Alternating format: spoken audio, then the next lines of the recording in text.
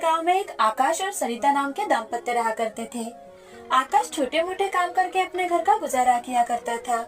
एक दिन आकाश और सरिता के घर में मेहमान आने वाले थे, तो उसने बहुत ही अच्छे पकवान बनाए और उनका अच्छे से स्वागत करके उनको खाना खिलाया। सरिता के हाथ का खाना खाकर एक बूढ़ी दादी, बेटा आकाश, तुम्हारी पत्नी के हाथों में तो साक्षात देवी अन्नपूर्णा है। हाँ दादी, वो तो सच बात है। सरिता की तारीफ कर शाम के समय सभी मेहमान अपने अपने घर चले जाते हैं। ऐसे ही कुछ दिन बीत जाते हैं। अब आकाश को पैसों की बहुत ही समस्या होने लगी थी और इसी कारण वो घर में सारा गुस्सा निकलता था। तो एक दिन सरिता आकाश से, अजी, आपको कोई परेशानी है क्या? कुछ दिनों से देख रही हूँ, आप बड़े चिंतित लग रहे हो। सरिता, हमारे घर खर्चे के लिए पैसे कम पड़ रहे हैं और उसमें माँ पिताजी का फोन आ गया था। उन्हें भी पैसे चाहिए। अब तुम ही बताओ, मैं इतने सारे पैसे कहाँ से लाऊं? क्यों ना हम कोई ढाबा किराए पर ले, उससे हमें थोड़ा सहारा भी मिल जाएगा। मेरे पास थोड़े पैसे हैं, वो हमें काम आ जाएंगे। ठीक है। 2-3 दिनों तक ढूंढने के बाद आकाश को एक बंद पड़ा हुआ ढाबा दिखाई देता है, जिसे वो किराए पर ले लेता है। अब आकाश और सरिता दोनों मिलकर उस ढाबे की साफ सफाई करते हैं और अगले ही दिन से ढाबे पर खाना बनाना शुरू कर देते हैं। सरिता ने आज बहुत ही स्वादिष्ट खाना बनाया था। उस खाने की खुशबू सुन ग्राहक उसके ढाबे पर आने लगे। अब 3 आदमी ढाबे पर आते हैं और वो आकाश से, अरे भाई, चिकन तंदूरी है क्या? हाँ, है ना भैया, 1 प्लेट लाऊं आपके लिए? हाँ, और भाई मेरे लिए एक पनीर कीमा लाना और मेरे लिए एक मटन बिरयानी लाना। ठीक है, 10 मिनट में लेकर आता हूँ। आकाश ऑर्डर लेकर किचन में चला जाता है और सरिता को ऑर्डर बताता है। सरिता झट से तीनों की प्लेट तैयार करती है। आकाश ऑर्डर टेबल पर लगाता है और वहीं पर पास में खड़ा रह जाता है। जब उन लोगों ने खाना चखा तो सभी को वो खाना बहुत ज्यादा पसंद आया। तो दूसरा आदमी आकाश से, भैया, खाना तो बहुत ही लाजवाब है। मैंने इतना टेस्टी खाना आज तक कभी नहीं खाया। धन्यवाद भैया। धीरे धीरे ढाबे पर आने वाले लोगों की संख्या बढ़ जाती है और लोग खाना खाने के बाद उसकी बहुत ज्यादा तारीफ किया करते थे। ये देख पड़ोस का रामू ढाबे वाले को बहुत जलन हुआ करती थी। उसका ढाबा आकाश के ढाबे के पहले खोला गया था, लेकिन फिर भी आकाश के ढाबे के मुकाबले वो कम चलता था। ये देख वो दिल मिला जाता है। एक दिन रामू के मन में विचार आता है और रामू खुद से, क्यों ना मैं इस आकाश को सबक सिखाऊं, इसका ढाबा ही मैं जला देता हूँ। ऐसा मन ही मन सोचकर वो खुश हो जा रहा था।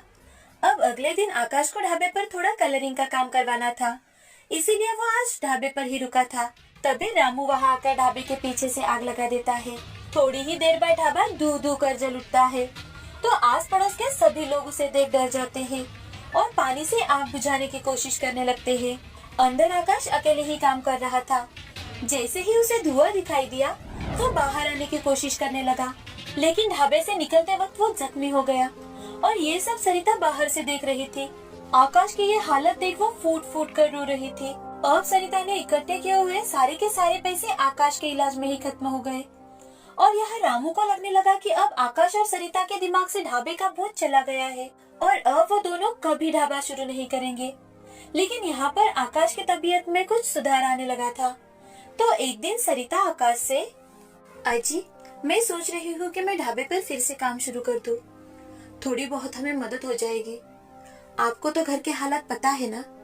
मुझे अभी तक अच्छा नहीं लग रहा, और तुम अकेले ये सब कैसे संभालोगी?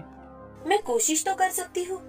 हमारा सारा ढाबा जल जाने के कारण हमारे पास ना बर्तन ही और ना ही चूल्हा, और जो कुछ भी पैसे थे वो सारे के सारे अस्पताल में चले गए।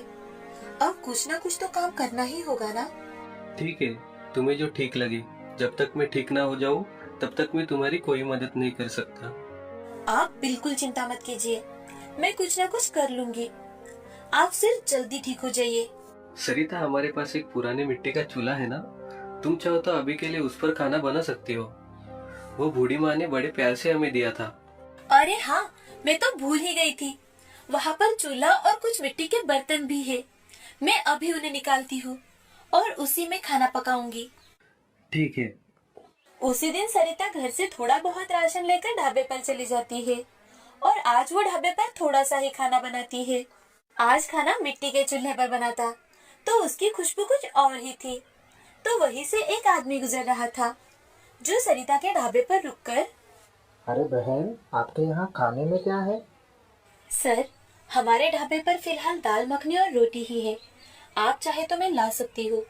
ठीक है बहन, आप लेकर आइए, मैं यहाँ बैठ जाता हूँ। सरिता अंदर जाकर एक थाली में खाना परोस कर लाती है और उस आदमी को देकर वहीं पर पास में खड़ी रह जाती है। वो आदमी खाना खाकर अपनी उंगलियां चाटता ही रह जाता है। वो सरिता से, बहन जी, आपके यहाँ के खाने का स्वाद तो लाजवाब है। मुझे आपके यहाँ का खाना बहुत पसंद आया। जी धन्यवाद। वो आदमी पैसे देकर सरिता के ढाबे से चला जाता है। तभी सरिता मन ही मन, मेरे पास अब बहुत कम अनाज बचा है जिसमें मैं खाना बनाऊंगी और घर जाते वक्त जो पैसे आएंगे उसी से राशन खरीद कर लाऊंगी। सरिता प्लेट रखने के लिए ढाबे की रसोई में चली जाती है।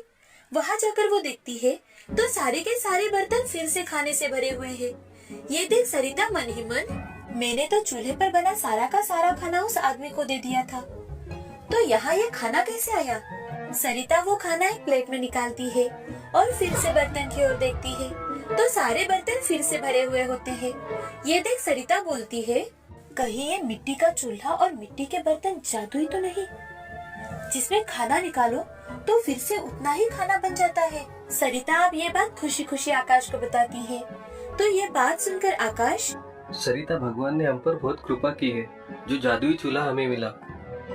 वो दोनों एक साथ भगवान का शुक्रिया अदा करते हैं।